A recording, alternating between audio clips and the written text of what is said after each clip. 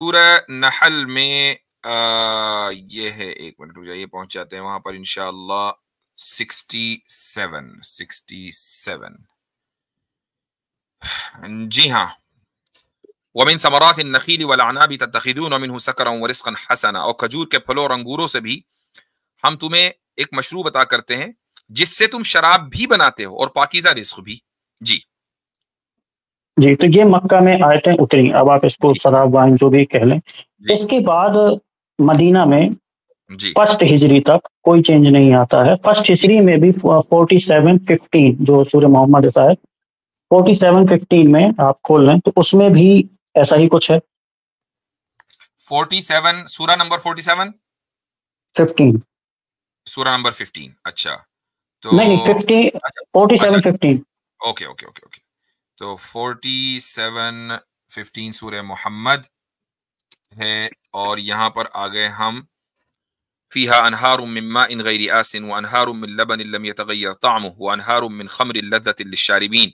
मुत्तकी लोगों से जिस जन्नत का वादा किया गया उसका हाल ये है कि उसमें ऐसे पानी की नहरें हैं जो खराब होने वाला नहीं, ऐसे दूध की नहरें हैं जिसका जायका नहीं बदलेगा, ऐसी शराब की नहरें हैं जो पीने वालों के लिए सरापा लज्जत होगी। जी जी, तो ये 4 आयतें हैं जहाँ पे मुझे लगता है कि शराब हो, जो भी हो, पेय पदार्थ हो, उसका प्रेज़ किया गया है और जन्नत को लेके एक आप कह लें इस्लाम की तरफ बुलाने के लिए ये चीज़ें बताई गई हैं। लेकिन जी। सेकंड हिजरी से जब वॉर चालू होते हैं हम्म और जब वॉर चालू होंगे, लूट का माल आएगा तो लोग शराब में ज़्यादा इंडल्ज होंगे और उसकी वजह से मुनाफिकीन भी इस्लाम कबूल कर रहे थे, ये ज़ाहिर-सी बात है। तो सेकंड हिजरी में जो सूरह बकरा की 219 आती है जिसमें पहली बार प्रॉफेट मोहम्मद साहब ने शराब के बारे में कहा कि उसमें अच्छाई भी है, बुराई भी है। उसका शान नज़ूल जो मैंने पढ़ा है वो बुखारी 3091 में है कि अ, जंग बदर के बाद हज़रत अली को 2 ऊँट गिफ्ट किए गए हाँ जी जी, प्रॉफेट नबी मोहम्मद साहब के द्वारा। ठीक तो है। वो दोनों को हज़रत हमज़ा बहुत ज़्यादा शराब पिए हुए थे जी और जी जी। उन्होंने ऊँटों को इस तरह से बोटी-बोटी कर दिया कि हज़रत अली रो पड़े। सही। हालाँकि कुछ मुफ्ती मुफ्ती तारिक मसूद भी इसका गलत बात बताते हैं कि उन्होंने ज़िबा किया था कुछ कहने पे, लेकिन ज़िबा नहीं किया था, ज़िबा गर्दन से किया जाता है। बहुत चले, बुरी तरीके से काटा। Doesn't matter. आप मुझे जो है ना, अब जी, ये आपका जो ऑब्जेक्शन है वो रख दीजिए, ये सारे रेफरेंसेस तो आ गए, अब ऑब्जेक्शन जी, जी, रखिए। हम्म जी। तो अब जब ये पहली बार ये इंसिडेंट हुआ, इसके बाद प्रॉफेट मोहम्मद साहब ने शराब को लेके जब कुरान में ऑब्जेक्शन आया कि इसमें खराबी है। और जब प्रॉफेट मोहम्मद साहब वहाँ पे पहुँचे, उन्होंने ये हालत देखी कि हज़रत हमज़ा बिल्कुल नशे में की हालत में हैं और ये सब है, तो उनकी हिम्मत भी नहीं हुई, जबकि बुरे शब्द कहे वो मैं यहाँ नहीं कह सकता, हज़रत हमज़ा ने। तो उसके बावजूद वहाँ प्रॉफेट मोहम्मद साहब की हिम्मत भी नहीं हुई कि हज़रत हमज़ा के ऊपर कोई सज़ा नाफ़िज़ कर सकें, कुछ कर सकें, जबकि इतना प्रेज़ किया जा रहा है कुरान में और हदीसों में प्रॉफेट मोहम्मद साहब को दुनिया का बेस्ट इंसान बताया जा रहा है। तो पहला तो मेरा यहाँ पे है। अब दूसरा जब हम एक इसके मिनट, होल्ड ऑन। कुरान हदीस में हजरत मोहम्मद सल्लल्लाहु अलैहि वसल्लम को बेस्ट इंसान बनाया बताया जा रहा है, तो उसमें आप सल्लल्लाहु अलैहि वसल्लम की गलती कहाँ है, अगर आपको कोई गलती दिख रही है इस वाकये में? नहीं, नहीं, नहीं, मैं एक बात बताता हूँ, जैसे आपको कोई लोग मारने आए, तो ज़्यादातर आपने उनको माफ़ किया। लेकिन जब आप पे किसी ने तोहमत लगाई, गलत इंसान बताया, कुछ कहा, तो आपने उन पे सज़ा नाफ़िज़ की। तो यहाँ पे हज़रत हमज़ा पे कोई सज़ा नाफ़िज़ नहीं की और कुछ ठीक बोले बिना ही वो चले गए। ठीक है। तो यानी ये आप सल्लल्लाहु अलैहि वसल्लम की आप गलती बता रहे हैं, या ये उनकी अच्छाई है कि नहीं, अभी? मुझे लगता है। उसकी वजह ये है कि अभी इब्तदाई इस्लाम का वाक़या, यानी इब्तदाई इस्लाम का मतलब मदीने में जब शरीयत नाज़िल होनी शुरू, लॉ बनना शुरू हुआ। लॉस तो मदीने में ज़्यादा आए हैं ना, और अभी शराब के ताल्लुक से कोई हुक्म नहीं आया कि शराब पीनी चाहिए कि नहीं, हराम है कि हलाल है, मतलब एक चीज़ चलती चली आ रही है, लोग पी रहे हैं। तो शराब के नशे में अगर हज़रत हमज़ा रज़ी अल्लाहु अन्हु से कोई चीज़ सरज़द हुई है, तो वो तो अपने होश-ओ-हवास में नहीं थे। तो अगर एक आदमी अपने होश-ओ-हवास में नहीं है और उसने कोई बात कह दी, तो आप सल्लल्लाहु अलैहि वसल्लम अगर उस पर सज़ा जारी करेंगे, तो ये तो ज़ुल्म हो जाएगा। जबकि शराब को जो है मुफ्ती अभी लीगल किया नहीं है। ओके, मुफ्ती साहब आज की डेट में 1 ऊँट की कीमत क्या है व्हाटएवर, भारत-पाकिस्तान में? Doesn't matter. बात ये है कि इसको आप ये कैसे कह सकते हैं कि आप सल्लल्लाहु अलैहि वसल्लम को सजा जारी करनी चाहिए थी? किस बात की सजा जारी करते? कहने की कि आप हजरत हमजा की जबान से जो निकला, या ऊंट ज़िबा करने की? दो में से एक का तयन करें पहले। अब आप ऊंट पर आ गए। नहीं, दोनों गलत है मेरी नज़र में। नहीं, अच्छा चले, अब पहली बात जो है कि बगैर बगैर वो होशो हवास में नहीं थे, और उसमें उन्होंने आप सल्लल्लाहु अलैहि वसल्लम को कोई बात कही, तो आप सल्लल्लाहु अलैहि वसल्लम को यह हक है as a leader, as a messenger, कि वो माफ भी कर दें, और उन्होंने माफ किया। और अगर वो रिवेंज ले लेते तो हो सकता है कि ये बात गलत होती। क्यों? इसलिए कि एक बंदा होश हवास में नहीं है और अभी शराब को हराम करार नहीं दिया गया, इस लिहाजा अगर आपको ये गलत लगता है तो ये गलत नहीं है। अब आ जाए ऊंट के ऊपर। हजरत हमजा ने, और मुझे नहीं पता कि आपने इतनी सारी आयतों के रेफरेंसेस दिए क्यों हैं, मतलब अगर सवाल ऊंट के वाले मसले पर करना था, नहीं, मैं भी अभी अभी और भी है मुफ्ती साहब आगे पूरा और है ना। जो असल आपका क्वेश्चन है, आई डोंट नो कि असल क्वेश्चन हदीस बुखारी की ऊंट वाली, कि जिसको आप कह रहे हैं मुफ्ती तारिक मसूद ने गलत तर्जुमा किया, या ये कि वो आयतें हैं उनका सीक्वेंस है, मुझे उस पर बात कर, वो जो असल पॉइंट है ना उस पर पूरा कॉन्टेक्स्ट है। ये पूरा कॉन्टेक्स्ट नहीं है, वही तो मैं कह रहा हूं ना, कि अब ऊंट का जो मसला हुआ ये इसका ताल्लुक शराब से नहीं है। हाँ, शराब पीकर शराब के नशे में हजरत हमजा ने कोई बात कर दी, इसका ताल्लुक शराब से नहीं है। कि ये जो पूरा कॉन्टेक्स्ट है कि मक्का में आयतें नाजिल हो रही थी, फिर मदीने में आयतें नाजिल हो रही, इसका उससे कोई ताल्लुक नहीं, एक इवेंट है, आइसोलेटेड इंसिडेंट है। ओके, तो जो ऊँटों की भरपाई नहीं करनी चाहिए थी, क्योंकि हजरत अली शादी के लिए वो तैयारी करने वाले थे। तो क्या शादी नहीं हुई? नहीं, शादी तो हुई, मतलब उनका भरपाई कौन करेगा नुकसान जो हुआ है? अभी ये तो पर्सनल मामला है ना, फैमिली का। आप सल्लल्लाहु अलैहि वसल्लम खुद करेंगे, खुद देखेंगे। हजरत एक तरफ चचा है, एक तरफ कजिन है, ये तो फैमिली का जाती मसला हो गया ना, ये उम्मत का मसला नहीं है। और बेटी किसकी? खुद आप सल्लल्लाहु अलैहि वसल्लम की। तो अब आप सल्लल्लाहु अलैहि वसल्लम चाहें तो बगैर उसके यानी वलीमे का इंतजाम हुए और बगैर महर का इंतजाम हुए निकाह कर दें, या अपनी तौर से मदद कर दें, अब्दुल्ला दीवाना हुई ना। तो ये अब जो रिवायत है वो बुखारी की, उसमें इस वाकये का जिक्र तो किया जाएगा, लेकिन ये जरूरी नहीं कि फिर उसके बाद क्या हुआ, फिर उसके बाद क्या हुआ। भाई ये फिल्म कोई है कि आपको हैप्पी एंडिंग ही देखनी है? नहीं, मेरा मामला सिर्फ जस्टिस देखा कि किसी का नुकसान हुआ है, भले ही वो आपका रिश्तेदार क्यों ना हो। अगर आप मोहम्मद साहब का कोई रिश्तेदार है तो उसका मतलब ये नहीं है कि उसके सजा नाफिज नहीं होगी। मान लीजिए नुकसान हुआ, अगर हजरत अली रजी अल्लाह अन्हु, हजरत अली का नुकसान हुआ, ठीक है, हजरत अली ये कहते हैं कि या रसूल अल्लाह, मुझे हजरत हमजा से किसास चाहिए, किसास माना नहीं, भरपाई चाहिए, आप फाइन लगाएं, और आप सल्लल्लाहु अलैहि वसल्लम ना लगाते, तब आप ये कहते हैं कि भाई ये तो इंजस्टिस हो गई। आप ये साबित करें कि हजरत अली ने भरपाई का मुतालबा किया और आप सल्लल्लाहु अलैहि वसल्लम ने मना कर दिया, तो वो वहां पे लेके क्यों गए थे हजरत मोहम्मद साहब को और जैद साहब को? अपने गम का इजहार करने के लिए, चूंकि उनकी फैमिली के सरबराह आप सल्लल्लाहु अलैहि वसल्लम थे। वो तो वहां पे भी किया जा सकता था, लेके जाने का क्या मतलब था? कहां पर? प्रोफेट मोहम्मद साहब के घर में। ऑब्वियसली बात है कि ये साबित करने के लिए कि देखें हजरत हमजा ने क्या किया है, वहां लेकर गए वो उनको, ये दिखाने के लिए कि क्या हो रहा है। इसका मतलब ये नहीं है कि या रसूल अल्लाह आप मुझे नुकसान की भरपाई दें। भाई अगर आप खुद ही मान रहे हो कि वो जो 2 ऊंट थे वो हजरत अली रज़ी अल्लाह अन्हु ने हजरत फातिमा से निकाह के लिए उनको रखा हुआ था कि वलीमा करेंगे, तो अगर उसकी वजह से वलीमा रुक गया होता या शादी रुक गई होती, तब तो आप ये कहते हैं कि भाई नुकसान का भरपाई होनी चाहिए थी। कोई काम रुका ही नहीं और मामला इंटरनल है फैमिली का। और हजरत अली की तरफ से किसी भी हदीस में आप ये साबित नहीं कर सकते कि उन्होंने हजरत हमजा के खिलाफ कोर्ट में आप सल्लल्लाहु अलैहि वसल्लम की अदालत में आकर ये कहा कि नहीं मुझे नुकसान की भरपाई चाहिए।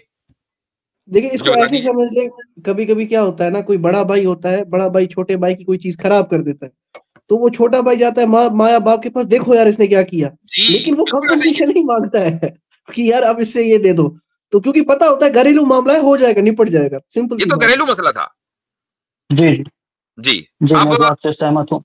जी अब आप बताएं, अब ये जो आपने इतनी सारी आयतें मुझसे खुलवाई हैं उसका इससे क्या? मैं उस पे आ रहा हूँ जी, मैं आ रहा हूँ। 2 इवेंट और बचे हैं जिन पे कुरान की दोनों आयतें आई हैं शराब प्रोहिबिशन को लेके, वो हो जाए तो उससे आ जाएगा कॉन्टेक्स्ट में। सेकंड इवेंट वही हजरत अली। उसमें क्या होता है कि लंबा बहुत वक्त लग जाता है, बहुत सारे कॉलर्स हैं, सबको बताया कि इसके बाद आयत आई कि भाई नमाज पढ़ते वक्त जो है शराब के करीब न जाओ, और उसके बाद ये कह दिया कि भाई शराब जो है वो गलत है। अब मुझे पूरा ऑब्जेक्शन पर आ जाए, आयतें बताएं, अब बताएं। जी, शराब गलत है। तो आपने एक बार जब मैंने इनकंसिस्टेंसी पे पूछा था तो आपने ही कहा था कि इसके बाद क्या हुआ कि मुसलमानों के पास शराब पीने का वक्त ही नहीं मिला। मतलब अब जब प्रेयर के दौरान शराब नहीं पी सकते तो इसके बाद मुसलमानों के पास समय ही नहीं बचा कि अब शराब कब पिए, क्योंकि 5 वक्त नमाज पढ़नी है। लेकिन मेरे अकॉर्डिंग ऐसा नहीं है, क्योंकि जो अगला इवेंट है 590 और 91 के लिए, वो है कि एक बुके रखा गया था, मतलब एक डिनर पार्टी रखी गई थी अंसार और मुहाजिरीन के बीच, और वहां पे लड़ाई हो गई थी, तब जाके 590 और 91 आई थी, जिसमें ये साफ क्लियर है कि शराब से बिल्कुल आप दूर रहें। इसलिए दूर रहें क्योंकि शैतान चाहता है कि आप लोगों के बीच लड़ाई हो जाए और नमाज से रोक नाज़िल हुई है। लिंक क्या है, मैं वो समझना चाह रहा हूँ देर से। वो जो 4 आयतें हैं, लिंक ये है कि ये मुझे जो पूरा कॉन्टेक्स्ट लग रहा है, जितना मैंने 7 आयतें आपको बताई, इससे क्या लग रहा है मुफ्ती साहब कि ये जो इंसान है ना, वो सीखता है इंसिडेंट से, किसी घटनाओं से इंसान सीखता है। तो मक्का और फर्स्ट हिजरी में जो 4 आयतें आई शराब को लेके, वो कुछ भी हो, वहां पे जो प्रेस किया जा रहा था, पेय पदार्थ हो, जो भी हो, शराब हो, वहां पे तो हो रहा था। लेकिन यहाँ पे जब ऐसे इंसिडेंट होने लगे, होल्ड ऑन, यही तो गलत है ना। मैं इतनी देर से मैं यही लफ्ज सुनना चाह रहा था आपसे। जो 4 आयतें आपने हवाला दिया मक्के में वो नाजिल हुई हैं, उनका ताल्लुक इस दुनिया से है, जन्नत से? जन्नत से है। जन्नत से है। जो 3 आयतें मदीने में नाजिल हुई हैं, उनका ताल्लुक दुनिया से है कि जन्नत से? दुनिया से। दुनिया से। तो कॉन्ट्रडिक्शन किधर है? आप ये नहीं कह सकते कि भाई प्रेस किया जा रहा था शराब को। प्रेस नहीं किया जा रहा था, बल्कि ये बताया जा रहा था कि अगर तुम अपनी जिंदगी को मॉरल बना लोगे, इस दुनियावी जिंदगी को, तो जो आखिरत में जो तुम्हें इनाम मिलेगा वो ये है। और उस शराब की जो असरात हैं, वो भी सूरह वाक़िया में, जो आयत आपने मुझसे खुलवाई है सूरह वाक़िया में, ला युसद्दऊन अन्हा वला युनज़िफून, उसी में है कि वो बकवास उससे ज़बान से नहीं निकलेगी, हिज़ियान नहीं बकेंगे, सर में दर्द नहीं होगा। आप शराब पीते हैं, हमें तो अल्हम्दुलिल्लाह आज तक कोई तजुर्बा है नहीं शराब पीने का, अल्हम्दुलिल्लाह सुम्मा अल्हम्दुलिल्लाह। लेकिन अगर आपको या किसी और को है, जो देखने वाले हो सकता है किसी को, तो जो हमने पढ़ा है या बाज़ मरतबा देखा है कि एक शराबी है, उससे सही चला भी नहीं जा रहा है, वो उल्टे सीधे चीजें बकवास कर रहा है, सर में दर्द हो जाता है सुबह में उठते हैं तो अगर किसी शराब के पीने से, और शराब के माने क्या है? शराब के माने ड्रिंक के हैं, तो अगर किसी ड्रिंक के पीने से ये सारी चीजें नहीं हो रही, तो वो ड्रिंक अच्छा हुआ कि नहीं हुआ? उस ड्रिंक में क्या खराबी है? शराब को आपने उर्दू वाली शराब समझ ली, अच्छा वो वाली शराब जो ठिये पे मिलती है, जो अड्डे पे मिलती है, नहीं। शराब के माने अरबी में ड्रिंक क्या आते हैं? वो कोक भी हो सकता है, आप जूस को भी शराब कह सकते हैं, आप पानी को भी शराब कह सकते हैं, आप रूह अफ़ज़ा को भी शराब कह सकते हैं। ये सारी चीजें ड्रिंक पे आती हैं। तो अगर अल्लाह ताला एक अच्छे ड्रिंक का, पाकीज़ा नफीस ड्रिंक का कुरान में वादा कर रहा है जन्नत के लिए, तो प्रॉब्लम क्या है? नहीं, जो सूरे नहल की 67 है, उसमें तो इस दुनियावी शराब की ही बात हुई है ना। आपने खुद अभी पढ़ा है कि आप अंगूर और खजूर से, उसमें अल्लाह ताला ने उसी में आयत के अंदर, मुझे मालूम था कि आप ये सवाल करेंगे, एंड दैट्स गुड। उसी आयत में, सूरह नहल की आयत दोबारा निकालता हूं मैं, वहीं से आपको जवाब दूंगा उसी जगह से। देखें ये अल्लाह ताला क्या कहता है सूरह नहल की, वो जरा आयत नंबर बताएं, 15 थी क्या थी? 67। अच्छा जी, अब आप इसमें देखें अल्लाह ताला क्या कह रहा है। वो ये कह रहा है कि खजूर के, अल्लाह अपनी कुदरत को बयान कर रहा है कि इस दुनिया में उसकी जो क्या क्या कुदरत है, उसने कुदरत के तहत खजूर और अंगूरों का जिक्र किया, और खजूर के फलों और अंगूरों से भी हम तुम्हें एक मशरूब अता करते हैं, यानी सिरप। अच्छा, अब उस सिरप का तुम करते क्या हो? तुम तत्तखिज़ून मिन्हु सकरन व रिज़्क़न हसना, कि जिससे तुम शराब भी बनाते हो और पाकीज़ा रिज़्क़ भी। इसका मतलब क्या है कि शराब पाकीज़ा रिज़्क़ नहीं है। अल्लाह ताला ने 2 चीजें बयान की, शराब भी बनाते हो और पाकीज़ा रिज़्क़ भी बनाते हो, तो शराब पाकीज़ा रिज़्क़ नहीं है। लेकिन चूंकि उस वक्त तक के शराब हराम नहीं हुई थी, तो इसलिए शराब का जिक्र कर दिया कि ये शराब कहां से आ रही है? अंगूरों से आ रही है, खजूर से आ रही है। अंगूर और खजूर किसकी कुदरत का नतीजा? अल्लाह ताला की कुदरत का इजहार है। तो प्रॉब्लम क्या है? अच्छा, इसमें लास्ट सवाल मेरा ये है कि शुरू में तो ये आयतें आई, लेकिन सेकंड हिजरी के बाद ये आयतें बिल्कुल गायब हैं। इसलिए कि आयत मंसूख नहीं है। व्हाट यू मीन गायब है? सारे सहाबा को याद है, आपको पता है। फिर जन्नत वाली भी एक भी आयत नहीं है, जन्नत में प्रेस करने वाली भी। भाई इसलिए कि वो सारी आयतें नाजिल हो चुकी, वो आयत कुरान से हटी नहीं है, कुरान तो मौजूद है ना। ये यानी आप ये क्यों समझ रहे हैं कि किसी आयत के इफेक्टिव होने के लिए उसका नाजिल होना ही जरूरी है? अगर वो पहले से मौजूद हो तो अब वो इफेक्टिव नहीं रही। ये आपसे किसने कह दिया? नहीं, मैं ये नहीं कह रहा हूँ, आप फिर समझ नहीं पा रहे। जो भी पेय पदार्थ जन्नत में मिलना है, और उस समय जो इस्लाम की तरफ बुलाने के लिए उसका बताया जा रहा था, वो केवल और केवल फर्स्ट हिजरी तक ही क्यों आई? उसके बाद इसका कहीं जिक्र नहीं मिलता। इसलिए कि इस्लाम के 2 पीरियड हैं। पहला पीरियड है प्योरली दावत का। जब प्योरली दावत का पीरियड है, इसमें अभी लॉज नहीं उतरे हैं, कवानीन नहीं है, कि डूज एंड डोंट्स नहीं है, सिर्फ ये है कि भाई इस्लाम कबूल कर लो, ये है वो है। तो ऑब्वियसली बात है कि इस ताल्लुक से जितनी भी आयतें हैं वो सारी मक्की पीरियड में नाजिल हो गई। अब मदनी पीरियड में जब एक गवर्नमेंट कायम हो गई है, तो अब डूज एंड डोंट्स का जो है वो दौर आया है। यहाँ पर कानून बनना है, यहाँ पर यह है कि क्या चीज कर सकते हैं, क्या चीज नहीं कर सकते। ये पीरियड अलग है। तो इस पीरियड के मुताबिक आयतें नाजिल होंगी। अब आप ये कह सकते हैं कि भाई यहां पर भी तो जन्नत और जहन्नम के ताल्लुक से आयतें नाजिल होनी चाहिए थी। इन आयतों के अंदर भी जो डूज और डोंट्स के ताल्लुक से आयतें, इसमें भी जन्नत और जहन्नम का जिक्र है, लेकिन ये ऐसी नहीं है जैसा कि मक्के में उतरी, और जो मक्के वाली आयतें वो मनसूख नहीं हुई, हर सहाबी को याद है, तो प्रॉब्लम इसमें कोई है ही नहीं, उसको दोबारा नाजिल करने की कोई जरूरत ही नहीं है। मौके और मुनासबत से जो आयत नाजिल होती है उसी को तो फसीह बलीग कहते हैं। यानी कुरान का जो एजाज है, उसका जो मिराकिलस नेचर है, वो ये है कि मौके की मुनासबत से आयतें नाजिल हुई हैं। ये मौका वो है मदीने का कि जहां पर लोगों को बताना है कि क्या करना है क्या नहीं करना, क्या हलाल है क्या हराम है, तो हलाल और हराम की आयतें नाजिल हुई हैं यहाँ पर, और पुरानी आयतें मनसूख नहीं हुई हैं जन्नत और जहन्नम की वजह से। इसी वजह से आप भी पढ़ रहे हैं, मैं भी पढ़ रहा हूं। अब इसमें मुझे समझ में नहीं आया कि इशू किधर है। अच्छा, जैसे आपने जो वो वाला वाकया है 443 वाला, तो उसमें आपने एक बार कहा था मुझसे, जब मैंने इनकंसिस्टेंसी को लेकर बात किया था कुरान की इसी शराब के वाले से, कि जब ये आ गया कि प्रेयर के दौरान आप शराब पी के नहीं आ सकते, तो आपने कहा कि उसके बाद मौका ही नहीं मिला मुसलमानों को शराब पीने का। आइसोलेटेड इंसिडेंट्स हर जगह होते हैं। मैं तो ये कहता हूं कि क्या जिना की हुर्मत नाजिल होने के बाद एक दो वाकयात जिना के नहीं हुए आप सल्लल्लाहु अलैहि वसल्लम के जमाने में, और सजा भी नाफिज हुई, हदीसों में मौजूद है। तो आइसोलेटेड इंसिडेंट्स हर जगह होते हैं। आप आइसोलेटेड इंसिडेंट्स को बुनियाद बना के नहीं कह सकते कि सारे सहाबा शराब पी रहे। उसकी वजह ये नहीं कह रहा हूं मैंने जो बात कही थी मैं उसकी वजह बता रहा हूं। उसकी वजह मैंने ये, चूंकि जब अगली आयत नाजिल हुई जहां शराब को एब्सोल्युटली हराम करार दिया गया, तो लोग उस आयत के नाजिल होने से पहले, सही मुस्लिम में बाकायदा उसका पूरा तस्करा मौजूद है, इस इंतजार में थे कि आजकल में बहुत जल्दी अल्लाह ताला शराब के ताल्लुक से फाइनल हुक्म नाजिल करने वाला है। और यही वजह थी कि जैसे ही वो आयत नाजिल हुई तो लोगों ने, अभी अल्लाह ताला ने ये नहीं कहा कि शराब का करना क्या है, लोगों ने जो उनके मटके में शराब भरी हुई थी उनको बहाना शुरू कर दिया। हालांकि कुरान करीम में इसका कोई हुक्म नहीं था, वो पहले से इंतजार में थे कि ये आएगा तो फौरन हम जाय कर देंगे इसको। नहीं, जो 443 में आई उसके बाद ये बैकफायर कर गई आयत। मैं ये कह रहा हूँ कैसे कर गई, क्योंकि फिर लोग जो इंटॉक्सिकेट रहते थे वो इस एक्सक्यूज में रहने लगे कि अब तो हम प्रे करने जा ही नहीं सकते। क्या मतलब?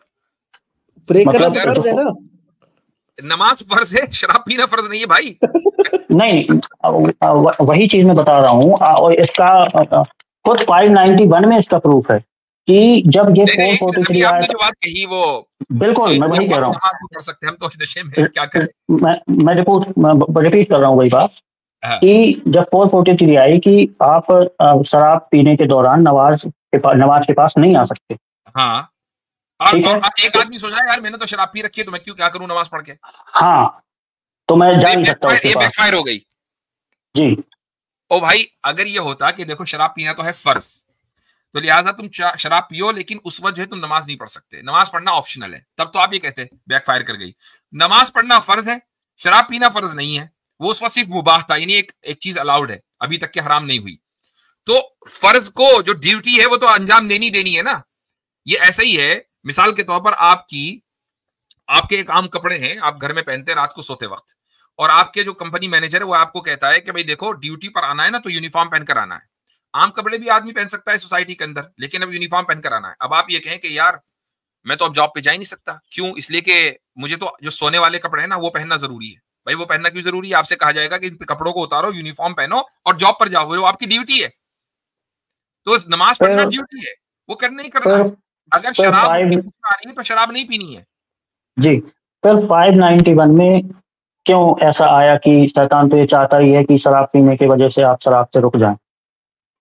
शराब पीने की वजह से शराब से रुक जाएं मतलब जब शराब बैन आई लास्ट 590 और 91 है, आप 91 खोल लें, 591। चलो आयत वो खोलते हैं, सूरह नंबर 5, और अभी ये लास्ट मेरी आपकी गुफ्तगू फिर मिलेंगे 91, जो काफी देर हो गई है।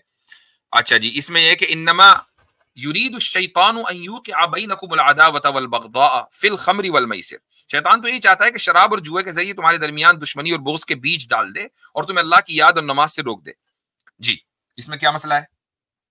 यही वो बात है जो मैं कहना चाह रहा हूँ। अगर ऐसा नहीं होता कि शराब पीने की वजह से लोग नमाज से नहीं रोक रहे होते तो ये अल्लाह को याद दिलाने की जरूरत नहीं पड़ती। शराब पीने की वजह से लोग नमाज से नहीं रुक रहे होते। हाँ, तो ऑब्वियसली बात है कि मैंने बताया कि आइसोलेटेड इंसिडेंट्स हैं। और एक चीज मैं आपको ये भी बता दूं कि शराब का जो असर है वो तो सबको पता है ना कि शराब पीने के बाद नशे की हालत में एक आदमी अपने हवास खो बैठता है, तो वो अल्लाह अल्लाह के रसूल का कोई जिक्र नहीं करेगा, वो तो अपने अब मखलूबुल हवास हो गया, वो हवास यानी अपने अपने अपने में नहीं है वो। अब वो इसकी वजह से लोगों से लड़ाई भी करेगा, लोगों से गलत तरीके से पेश भी आएगा। ये तो शराब का असर सबको पता है ना, जो शराब नहीं पीता उनको भी पता है, मुझे पता है, मैं शराब नहीं पीता अल्हम्दुलिल्लाह, मुझे पता है कि शराब का नतीजा ये है, चूंकि हम सब देख रहे हैं मुआशरे के अंदर। तो अगर अल्लाह ताला ये कह रहा है कि शराब को इसलिए हराम करार दिया, हालांकि शैतान की मर्जी के खिलाफ है, कि चूंकि शैतान ये चाहता है कि तुम झगड़ों में पड़े रहो, तो ये शैतान जो शराब का जो लाजमी नतीजा है उसका इजहार है, उसको बयान किया जा रहा है इस आयत के अंदर। मुझे लग रहा था कि ये बैकफायर वाला जो मैं बता रहा था उसी का रिलेटेड है। ये कोई जरूरी नहीं है। ठीक है, शुक्रिया मुफ्ती साहब, अच्छा लगा। चलें, ओके, अच्छा, थैंक यू। चलें जी, अगले कॉलर को ले लें। हजरत एक सेकंड है जी, मैं लेता हूँ। अगले कॉलर को लेंगे हम सनातनी साहब को, और उसके बाद उससे पहले जो है चतुर्वेदी नाम से जो बैक स्टेज आईडी है, अगर वो सिस्टर हैं तो अपनी माइक और कैमरे को अलाउ करें, फिर जाके आपका डिवाइस कनेक्ट होगा, उसके बाद आप बात कर लेना, फिर कैमरा अपना ऑफ कर लेना चाहे। हाँ भाई सनातनी साहब बताओ, 1400 साल से कौन सी नौटंकी चल रही है, बताओ। क्या कुछ कह रहे थे ना चैट में? जी सनातनी। हाँ हजरत बोलिए भाई।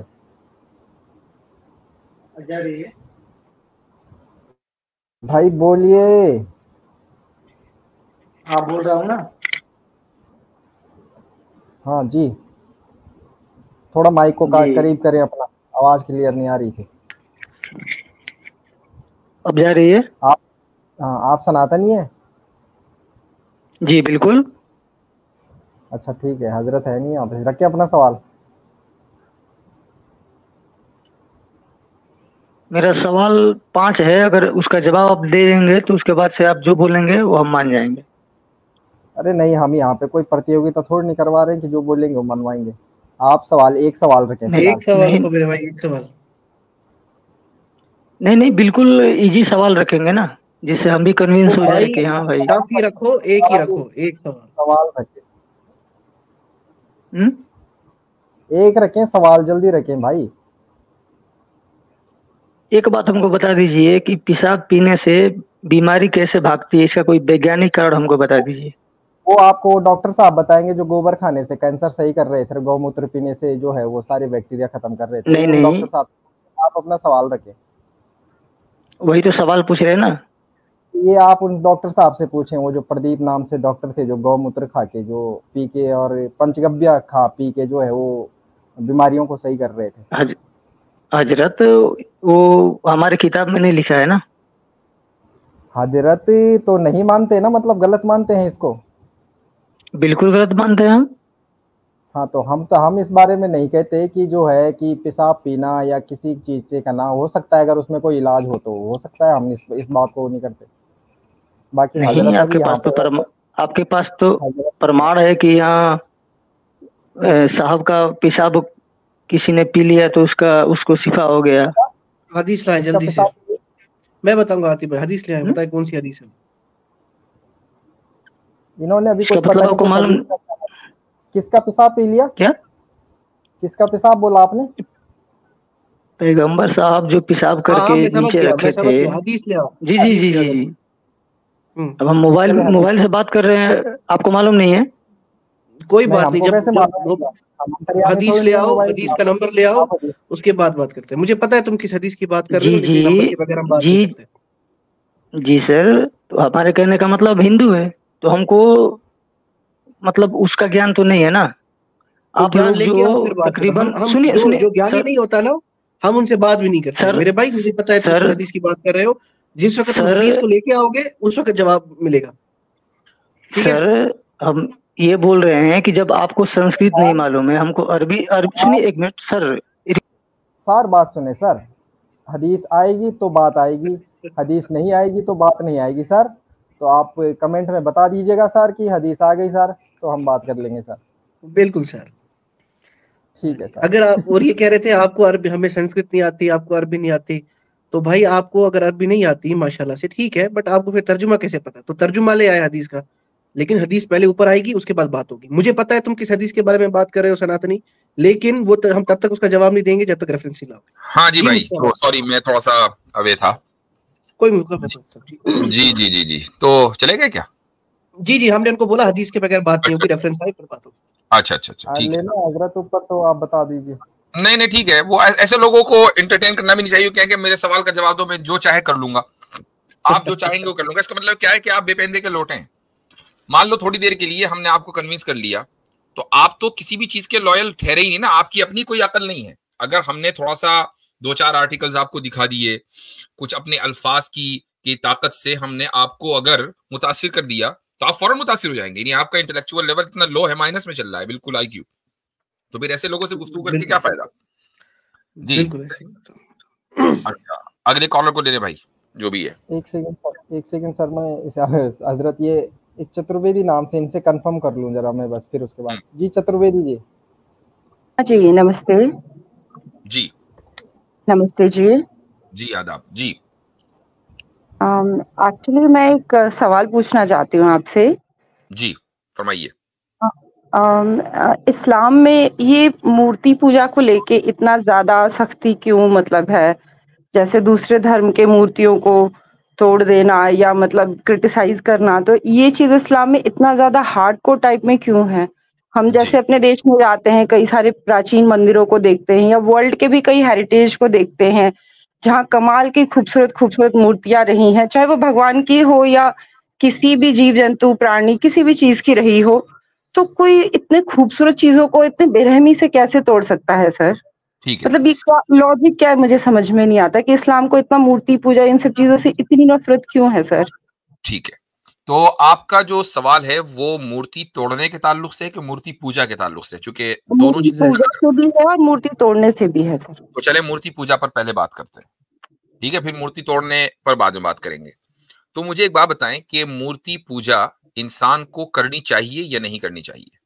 सर मेरी नजर में तो बिल्कुल करनी चाहिए। अच्छा, क्यों करनी चाहिए, उसको रैशनलाइज कर दीजिए।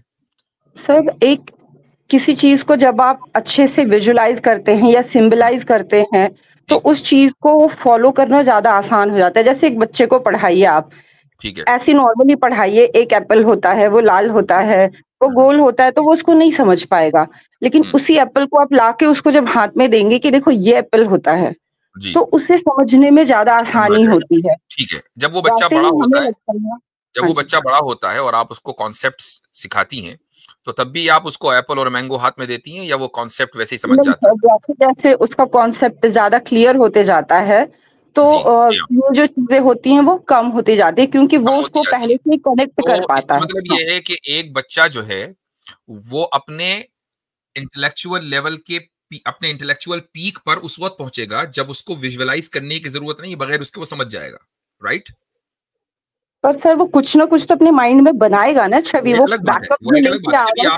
जब आपने जो एप्पल ऑरेंज है वो हटा दिया, अब आप उसको मसलन आइंस्टाइन की थ्योरी समझा रही है, उसमें एप्पल ऑरेंज है नहीं, और वो बच्चा वो स्टूडेंट जो है जो अपने कॉलेज लेवल पर पहुंच गया है और अपने या वो अपने इंटेलेक्चुअल पीक पर है, अब वो उसको समझ रहा है। अब यहाँ एप्पल ऑरेंज के तस्वीर की कोई जरूरत नहीं है और आप उसको अच्छा समझ रही, क्योंकि आप उसको स्लोली स्लोली वहीं लेकर जाना चाहती हैं जहां पर वो आज है। तो मुझे एक बात बताएं कि जो पूरी की पूरी कौम, पूरी नेशन, आपने उसको इंटेलेक्चुअली ग्रो क्यों नहीं होने देना? क्यों आप उसको एप्पल ऑरेंज में ही हमेशा रखना है? सर कोई भी अचानक PhD होल्डर तो नहीं हो जाता ना सर, बेसिक्स के बाद ही वो धीरे धीरे करके ग्रो होता है ना। ये बिल्कुल सही है। इससे ये पता चलता है कि अगर आप किसी कॉन्सेप्ट को सिर्फ विजुअलाइज करके ही समझ सकते हैं तो ये इंटेलेक्चुअल पीक नहीं है, बल्कि ये लर्निंग का फर्स्ट फेज है। ठीक, ये लर्निंग का फर्स्ट फेज है, ये तो मान लिया ना आपने? हाँ सर, ये मानती हूँ मैं, ये फर्स्ट स्टेज है। ये फर्स्ट स्टेज है। अब एक यूनिवर्सिटी है, वो ये कहती है कि भाई तुम लोग कब तक के, तुम गुज़िश्ता 5000 साल से स्कूल की पहली ग्रेड में हो, हमने यूनिवर्सिटी खोली है, यहाँ कर पढ़ो, तुम अपने इंटेलेक्चुअल अपने आप को ग्रो करो। आप ये कहते हैं कि नहीं, हम तो एप्पल से ही समझेंगे, एप्पल देखेंगे तो समझेंगे कि एप्पल है, नहीं देखेंगे तो नहीं समझेंगे। तो अब मुझे बताएं कि क्या ये आपने खुद अपने साथ और अपने जैसे दूसरे लोगों के साथ जुल्म नहीं किया कि आपने उनको इंटेलेक्चुअली ग्रो नहीं होने दिया? सर वो इंटेलेक्चुअल लेवल भी एप्पल से और बढ़ते जाता है ना सर, जैसे जैसे हम और हायर क्लासेस में जाते हैं तो हमारा जो कन्वे करने का मेथड होता